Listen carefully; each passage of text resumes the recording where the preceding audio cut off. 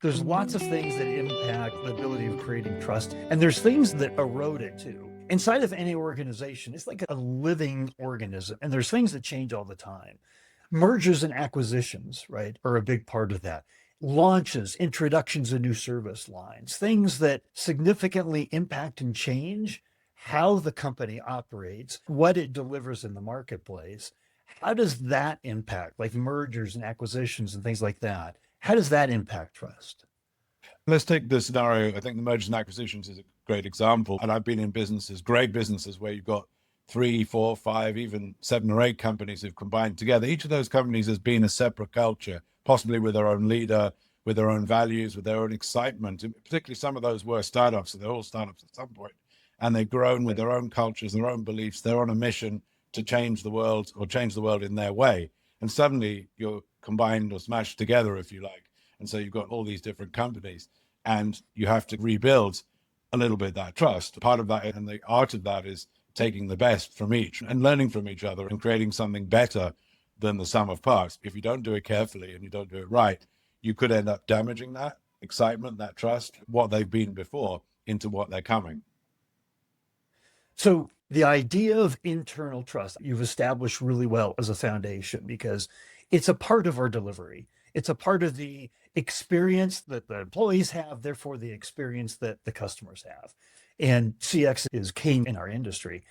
I want to transition over to external trust. That tidbit that I threw out at the beginning was external trust, B2B buyers and how they trust us, to the point where this big shift in the buyer's journey where they're waiting longer and longer to want to even talk to us. They're making more and more decisions without our voice in the mix, right? And the reason behind that is because of the lack of trust. They're looking for unbiased, they're looking for ways that they can make their decision that aren't being influenced by somebody that they're worried about exaggerating or telling something that isn't really the truth. So tell me about how you think about building external trust in a world of B2B and relationships.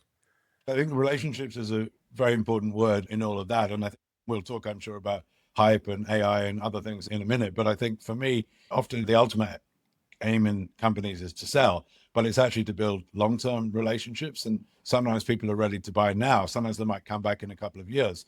And it's how you treat people. A couple of data points which might be interesting. One of them is become a trusted advisor. They may not want to buy anything from you right now, but often B2B companies and people who work in the companies have an immense amount of knowledge about what's going on in the market, what's happening, what people should be doing. And it's not just buy my software. The guy who's buying the software or the company they're working for, they've got problems, pain points. Some of them you can address, some of them you can't. But I think it's about becoming a trusted advisor, someone they'll call as a sounding board and genuinely call to get advice, get insight, and so on. If you build up that side of things, and yeah, marketing can help. Yeah, there's lots of other support that can be given to that.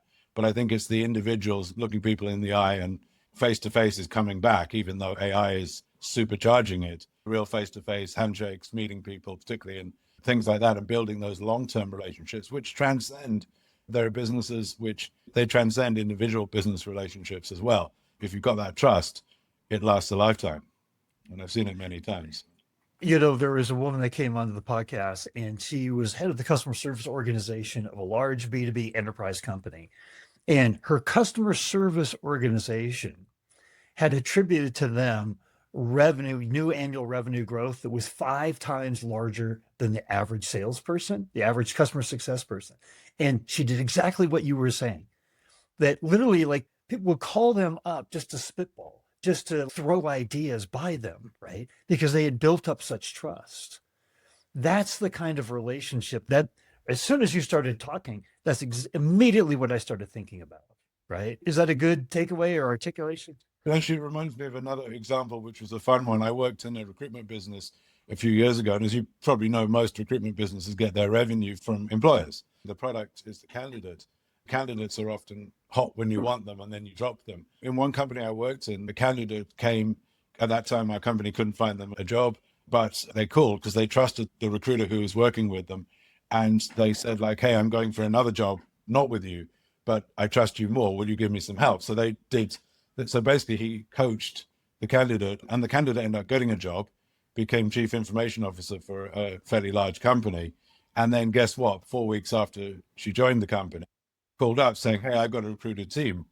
No one asked for anything, but it was by having that trust, being the one they called and knowing that they were genuine and built that relationship, ended up being lucrative and still based on trust. Candidates have dropped really quickly, but they're current leaders and also future leaders. So when you think about a relationship with somebody now, even if you can't help them at all, you should still help them in a different way. And that builds loyalty, it builds trust, and people call you.